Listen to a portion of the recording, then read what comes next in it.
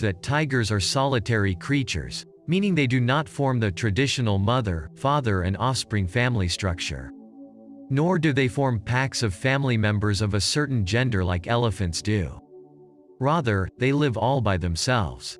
This lifestyle suits male tigers. They can hunt, defend their territory and enjoy the benefits of being single.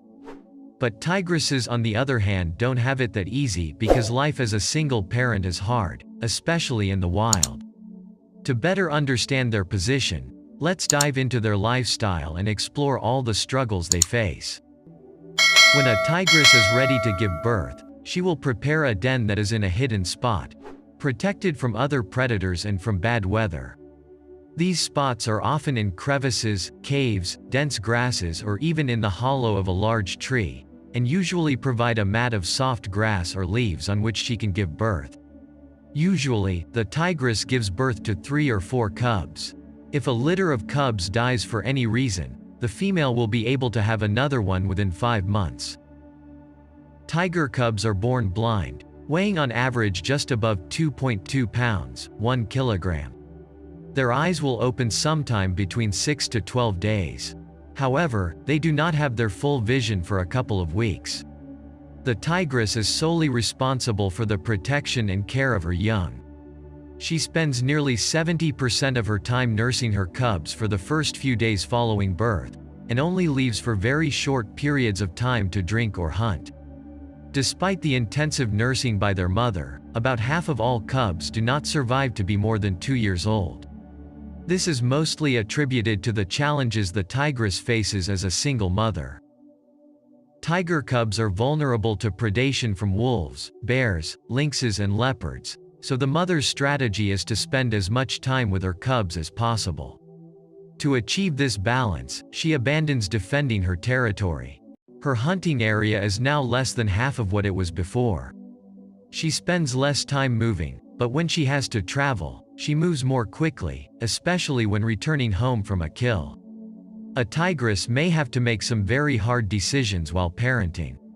Even though it is very unusual, a mother may have to kill her cubs for various reasons. If she gives birth to only one offspring, it has been observed that the tigress may kill the cub within a few days. The theory is it will bring her back into heat, so she will give birth to more cubs in her next pregnancy. A mother might also kill deformed cubs. Such cases include cubs with malformed penises or if an orange tiger gives birth to a white cub in a mixed litter.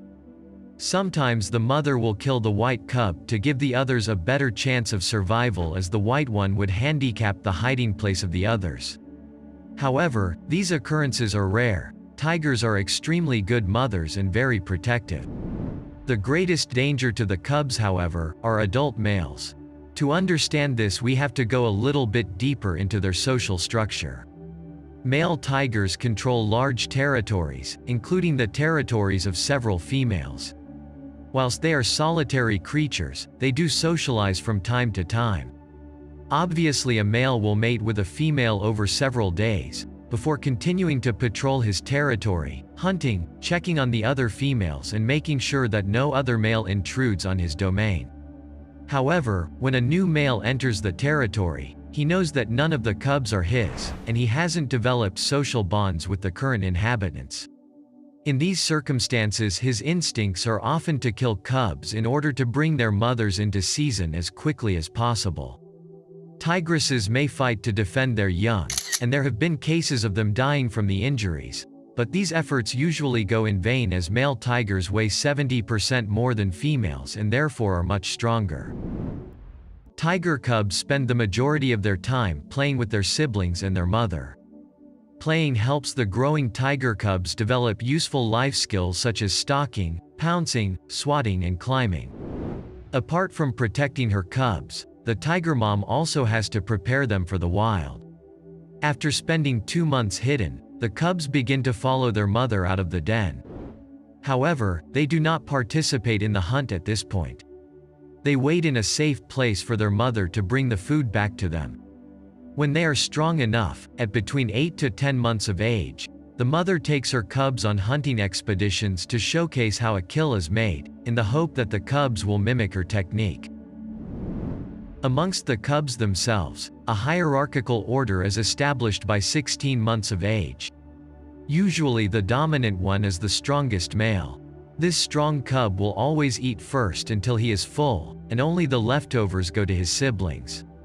This dominance plays a big role for when they leave the family unit. At 17 to 24 months old, the cubs are ready to leave their mother in search of their own hunting territory. Male tigers, characterized by their highly curious nature, as well as being stronger due to their dominance, leave earlier and roam far away from their mother. The females and the lowest in the hierarchy are the latest to leave her. You would assume that from now on life will be good to the tiger mom? Well, not that fast. Let's get back to how tigers establish and maintain their territories. The father of the cubs controls the territory where they were born, and inside that territory can be several other females. The males of the family will have to roam away from their father's area or they need to overthrow him, meaning they can't fight their mother. The females on the other hand can. The strongest sibling amongst the females will have to challenge her sisters one by one into a battle of submission. The last battle is destined to be mother versus daughter. If the mother is old and not powerful enough, she will be exiled, the same as her other daughters.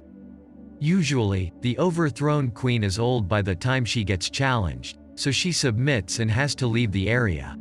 The new queen enjoys the benefits of controlling a familiar territory. Meanwhile, the mother and her other daughters leave, each on their own way. The chances for the overthrown queen to find another free area are low, especially when faced with the extreme loss of their natural habitat.